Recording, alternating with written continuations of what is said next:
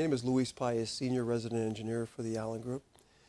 I have over 10 years experience working for BART, managing and administering construction contracts, and approximately 25 plus years working on public works projects throughout the Bay Area. I'm here today to provide you with valuable information on how to work on a construction contract for BART. The contract requirements that the contractor, general contractor, is being held to are very important for you to understand, as most of these requirements tend to drift down to you, and you will be expected to meet them as well.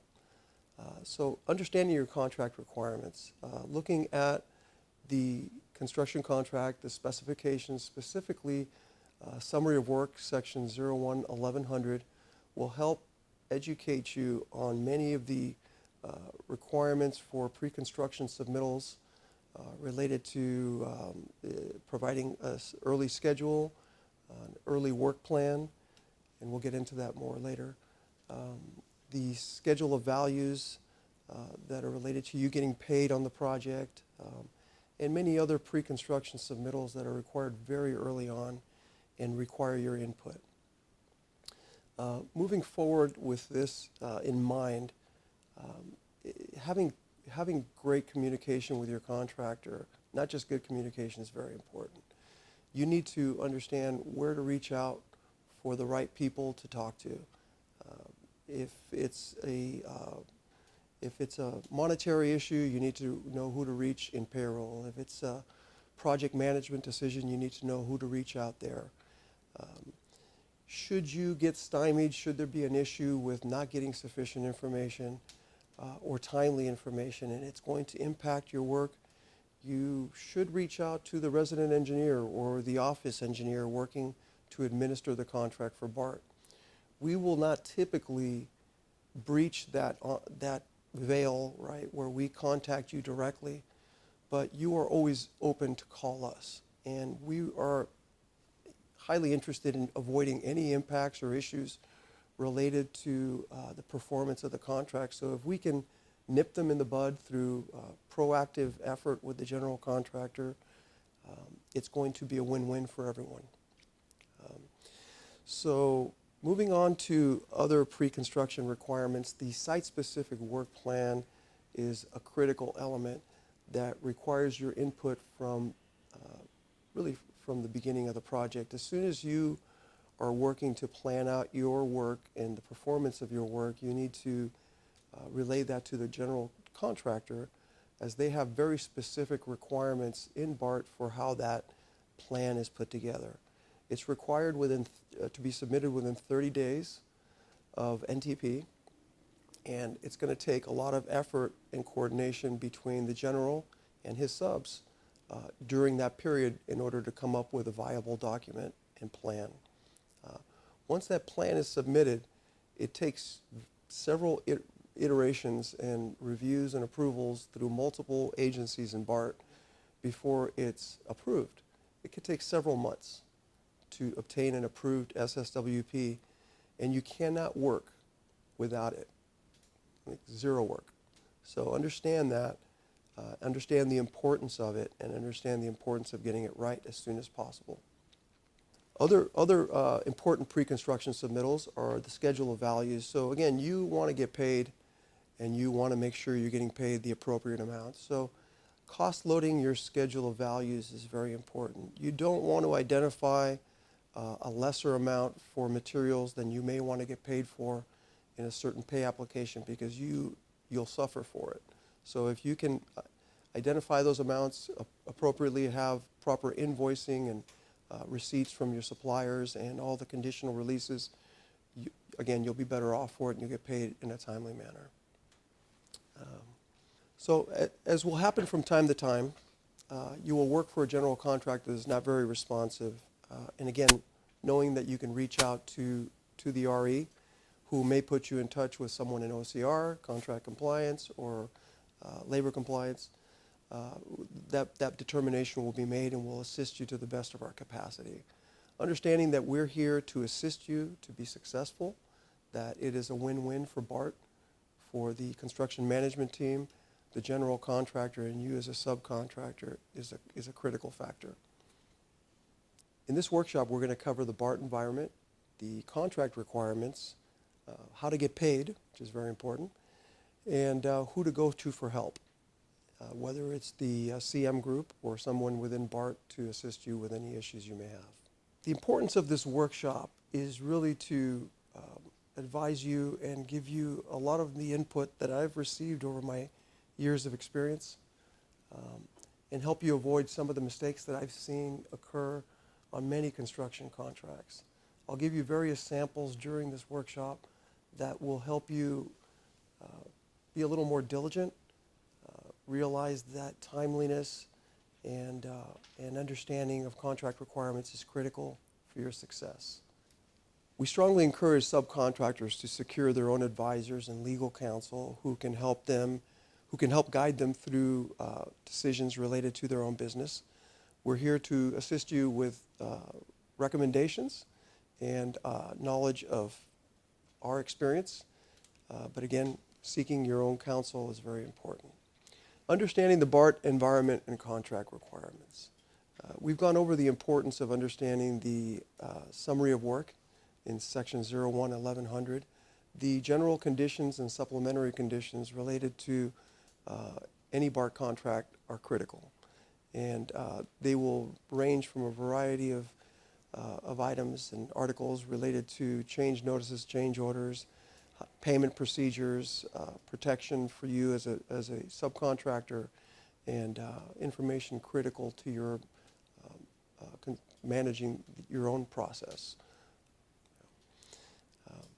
We will discuss proactive approach to avoid pitfalls. And again, this is having a solid knowledge of your contract requirements and having great communication. Once you do this and you have really taken the time and effort to understand and work through these issues, you'll move forward and be more successful on any BART contract. Discussing the BART contract environment. Getting the forms right is very important. So understanding that every month, in order for you to get paid, you have to submit your certified payroll via Elations, which is the district's online payroll management system. Uploading CPRs to Elation weekly is critical, or uploading a no work performed form. Now,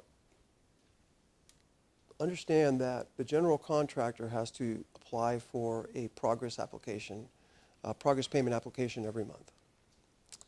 Within that, they need to certify that all payroll has been uploaded into Elations or no work performed. So if you do not do this, if you miss a week, it'll hold up the payment for everyone. So the more diligent you are about doing this on a weekly basis, the easier it's going to be for you to get paid and for everything to move forward smoothly.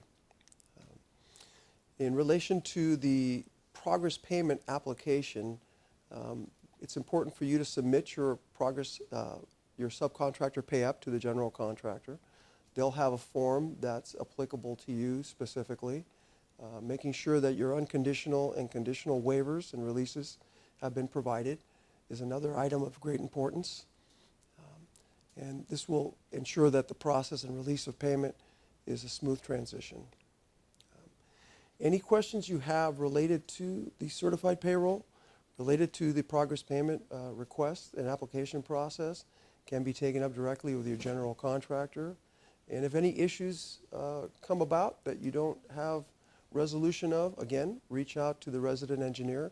We are here to assist you on behalf of BART and make sure it's a smooth process for you. I'm going to present you, first of all, with a sample situation number one called the value of photos. And this is a story from a recent construction contract that I managed in which the glazing sub received a sizable glass order from the manufacturer. The products arrived in sealed wooden crates several months before they were needed on site. And we needed to go and review these materials, check them for stored material requirements as are required in the contract, and also to perform a quality control check. It's a QC check, as we would say. When we arrived at the subcontractor's shop, they refused to open the crates. Their explanation was that by opening the crates and inspecting all of the glass, it would make the glass more susceptible to damage during the transport to the job site later on. This created a bit of a conundrum. So we could not verify that the materials were in good shape, that they were what was ordered, and in fact we could not approve their application for payment for those materials. The subcontractor had to wait 3 to 4 months to get paid for those materials until they arrived on site and they were thoroughly checked.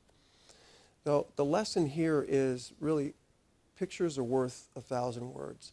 If the subcontractor would have had the manufacturer photo document the materials as they were being loaded onto crates, that would have sufficed in order for payment to be processed.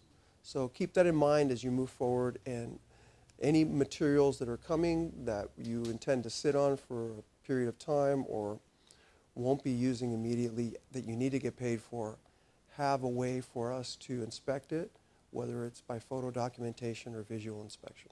The BART contract environment. BART has a direct contract with the general contractor, and then they provide a master service agreement or contract to their subcontractors. BART is not directly contracted to you, the subcontractor. Many of the requirements in the BART contract with its GC will flow down to you, and it's important that you have a very solid understanding of what BART's contract with the general contractor is. Those requirements are listed in the contract book. So when you look at the CDs, the contract documents, they're thick, they have a lot of information in them, and they're worthy of getting to know intimately. Getting the forms right. So looking at what's required to submit with your signed subcontract. Again, you have a master service agreement subcontract with the general contractor. They're going to require a signed subcontractor be submitted to them, and they in turn will provide that to the resident engineer at BART. It's very important that BART receive this to make sure that all the terms and conditions of the contract are fair and reasonable and are something that's going to be delivered. Providing your signed subcontract and master service agreement to the general contractor is a requirement of your contract. That in turn is supplied and provided to the BART resident engineer and becomes part of the record. So you have a signed subcontract that you have to submit to the general contractor. Understand that subcontract is provided to BART and becomes part of our record. It's an important document for us to understand. OCR will have access to that as well and be able to use that if any issues occur, issues that are contractual in nature. You must provide your insurance certificates, workers' comp, vehicle insurance, several different types of insurance that are required by contract. Your contact information is very important. Understanding the general contractor's contact information, who to reach out for payroll issues, who to reach out for project management or field issues is very important to you as well. Providing a list of signatory unions is important as well. And especially if there's a PSA or a project stabilization agreement in place. Many BART contracts are now requiring this PSA be put in place at the beginning of any contract. This is a procedure or process where we bring in the unions, bring in all the different trades, the different subcontractors and the general contractor and BART representatives, and we sign an agreement that basically ensures that during the work people will be treated fairly, whether they're union subcontractors or non-union, that the union's procedures and rules will be abided by, and that no one will strike. So it's a no strike clause that's written in there that's very valuable. I personally experienced this on a contract where we had the glaziers set to install glass on our canopies, and right before they arrived in the field, the glazing union went on strike. So thanks to the PSA being in force, we had no strike. We had no delay, no issues, and no cost impacts. So again, project stabilization agreement is a very important factor that you should look at as well. So sample situation number 2, strike averted. A major project stabilization agreement was required on my last canopy contract per the construction documents. SC 7.8 specifically details this requirement. The PSA is an agreement that's held between the general contractor, BART, all the subcontractors, the various unions involved in the project. And what it does is it brings everyone together to agree on following union rules, whether union or non-union subcontractors are working on the project, and to make sure everyone's treated fairly and that there's a no strike clause. Now, the no strike clause is a big deal. I've experienced this personally on my canopy contract, where right before we were set to install glass, the glazing union went on strike. As a result of the no strike clause, there was no delay to the performance of the work, to the installation of the glass, and consequently there was no impact to the cost or schedule, and it was a win-win for everyone involved. So what is required to submit a monthly progress payment request? The payment request must be submitted on the general contractor's subcontractor application for payment form. These forms will typically be provided to you electronically, but may be a hard copy that you will receive over the mail.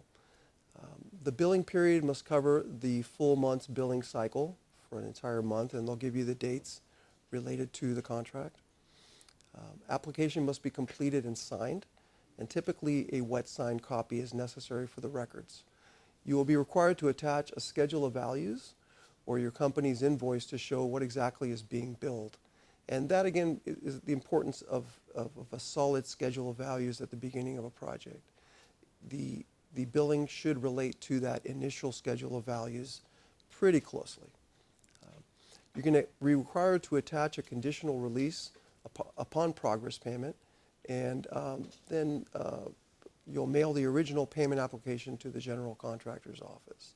So conditional releases, unconditional releases, you're familiar with all those as you've worked on public works projects in the past, and they're critical to the timely processing and effective completion of the payment application process.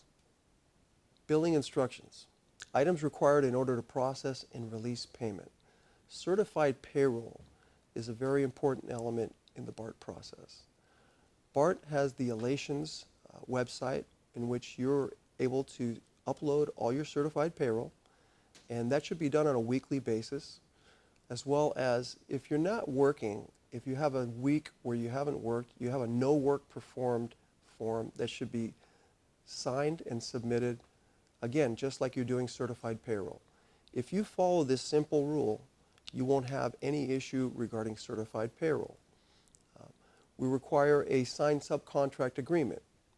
Insurance certificates must be provided. All insurance certificates should be up to date and current. Supplier releases. You're going to need to provide your supplier releases for the current billing cycle. Conditional and unconditional waivers will be very important as well, and critical to the timely processing of billing. Updated as-bills. Now, every month, the district requires that the general contractor provide their as-bills to be able to ascertain that they're keeping good records of the work that's being performed in the field. It's very important that you provide this information to the general contractor to not hold up the payment process. Sample situation number 3, updating as-bills. This is a very important aspect of your work. On a recent project that I had, the general contractor could not provide updated as-bills. And this is a requirement for the payment processing on a monthly basis. The resident engineer has to certify that the as-bills have been provided and updated and are current. What happened was one of the utility subcontractors that had been working and providing underground piping had not been keeping adequate records. This was compounded by the fact that their foreman quit. Now, you can imagine you've done a month's work of work, you've put it in the ground, and you have no record of exactly what changed from the contract documents. This became a problem. The subcontractor had to go back, had to open up all the trenches, expose all the work that they had performed, and now accurately record that information. They had to do this all on their own dime, as well as to recompact all the soil and put it back to the condition that they had turned it over to the GC. This was a costly mistake that could have been avoided just by having some really easy protocols, right? You make sure that your foreman on a weekly basis, at the end of every week, and perhaps at the end of every shift, especially if the work's being covered, keeps proper records. As-built should be marked up and maintained as needed, as covered, to make sure that there's no issue. You follow this simple rule, you're protecting your best self-interests and those of the general contractor, and you'll have no issues. Change notices and change orders, we're briefly going to cover this topic. This will be the subject of a separate video, which will go into significantly more depth. However, on a simplistic basis here, the district will issue a change notice for any change that has to occur on the project. Now, there's two types of change notices. We'll submit a change notice to the general contractor requesting a cost proposal. Now, that cost proposal is required within 10 days. So there's going to be some work between you and the general contractor to make sure that you meet that timeline, right? Now, change notices will also be provided to you as a notice to proceed not to exceed. That's called an NTP-NTE, where we'll establish, based on our own engineer's estimate, a cost for the work that we feel is adequate to cover the amount related to the work. You will track that work in the field on force account. Now, that means that this is time and materials really that we're tracking in the field. And every day you'll be providing, at the end of a shift, a signed force account sheet to the inspector, who will approve it and approve the hours for the labor and materials related to that particular work. That's very important, but we're not looking to complete the work on force account.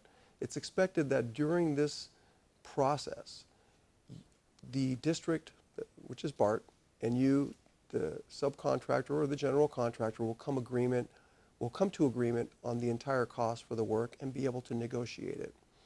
But it's a vehicle by which we can get the work started immediately and avoid any costly delays in the field. Understand that the change notices will be used as a basis for the change order that gets you paid. So the more detailed you are, the better records that you keep. The fact that you have to obtain the approval of the inspector is very relevant. You can't just submit summaries of your time and effort on the field and expect you're going to get paid for that. You need the buy-in of the field inspector that's representing BART. Another item that's going to really be helpful to you as a subcontractor at the beginning of the project is to submit a labor wage rate summary sheet. Now, understand you're one of many subcontractors working on this project. The general contractor submits a change order to BART. Now, they expect that they're going to get paid. Well, the wages that are applicable to your rate or your workers' rates are very specific to their contract. So you need to look at those contract requirements and understand that you're only allowed certain markups. Labor is usually a 22% markup. There's a labor surcharge that's allowed by the Department of Transportation, so you have to go online to look for that information. Being prepared from the beginning will avoid any delays during the change order review process. So once again, putting together that labor wage rate summary sheet and submitting it to the general contractor and getting it approved early on by the resident engineer at BART will help to ensure that there's no delays during the change order review process. And this is something that the contractor can obtain a sample of from BART so that you can use that as a guidance. Safety requirements. Safety is a critical issue for BART. It's a contract requirement, in fact, that you have a safe working environment at all times when performing work on any BART contract. Uh, Looking at GC 7.6 and Section 013524 will give you a very clear understanding of the safety requirements related to BART, record keeping, and information required to be posted on site, as well as safety meetings that are held on a daily basis. Um, Having your participation in these is critical to the safe performance of the work on any BART contract. There is a safety program that's required to be submitted within 7 days of NTP. You'll likely not be required to provide much to the general contractor in this respect, but understanding the GC's safety program will be critical to your success, as well as you're required to adhere to those requirements. Emergency procedures must be listed and posted on site as well, looking at 013524, Article 1.06. Moving on to the site-specific work plan and operating system. Now, the SSWP, again, as I mentioned earlier, is required to be submitted within 30 days of NTP. This requires a detailed understanding of your work and means and methods in performing it, and your coordination with the general contractor in respect to the BART environment.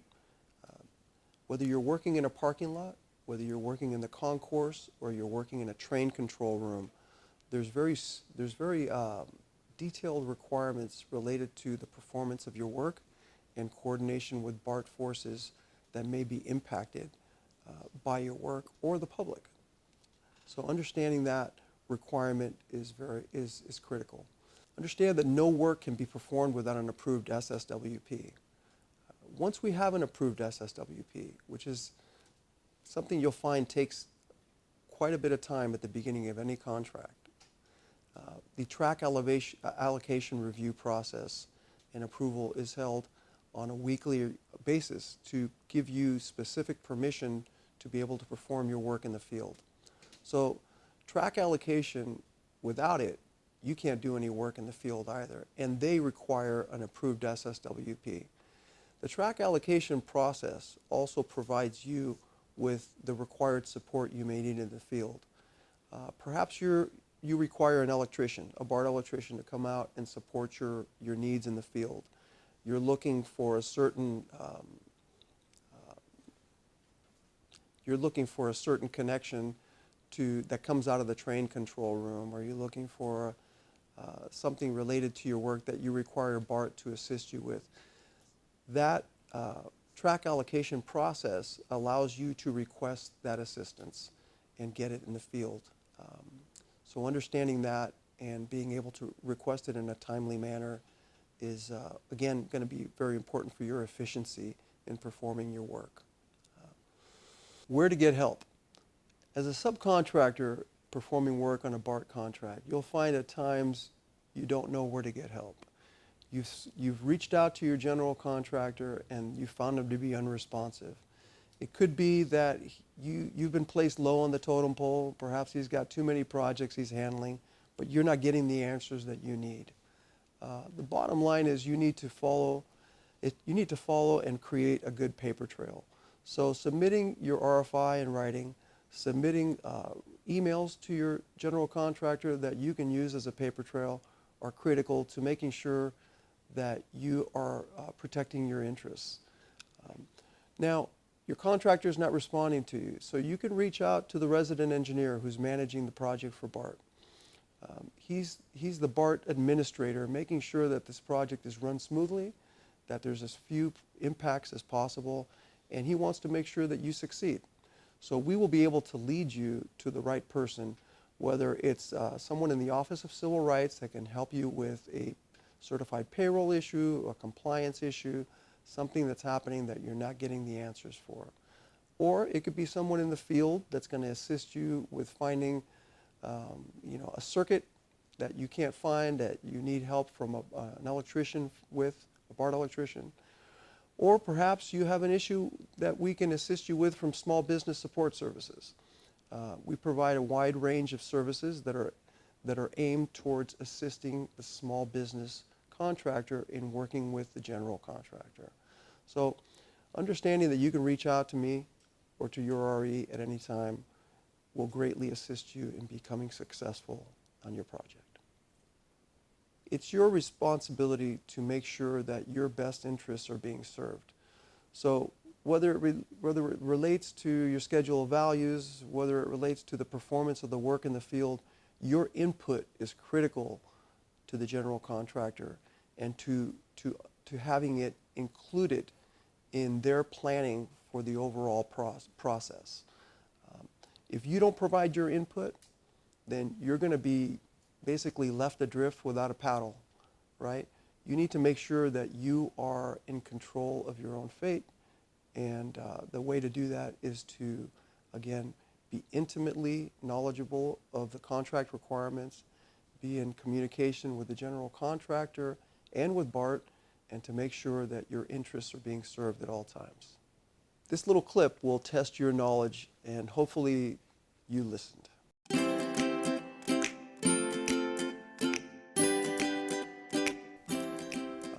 Question number 1.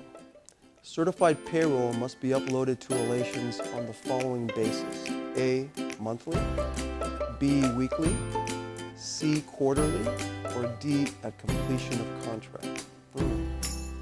Which do you think it is? Remember what I said. So monthly is required for the payment application, but weekly is required to protect your best interests. So B, weekly is the answer. Number 2, when BART issues a change notice directive to the general contractor for a notice to proceed not to exceed change, is this construed as A, notice to provide a cost proposal, B, notice to perform the work under force account, C, notice to perform the work under time and materials, or D, all of the above? Think about that one a little bit. This is kind of a trick question, because it's really D, all of the above. Even though you're being directed to perform the work under notice to proceed not to exceed, you're going to have to provide a cost proposal at some point, right? You're directed to perform the work under force account, and force account is really time and materials, so it's all of the above. Number 3, as-built drawings are required to be updated and submitted on the following basis: A, monthly, B, weekly, C, upon completion of the work, or a D, never. What do you think?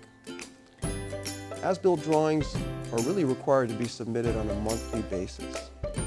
But to protect your best interest, make sure your foreman, the person performing the work in the field, is updating them weekly, if not daily. I hope that helps.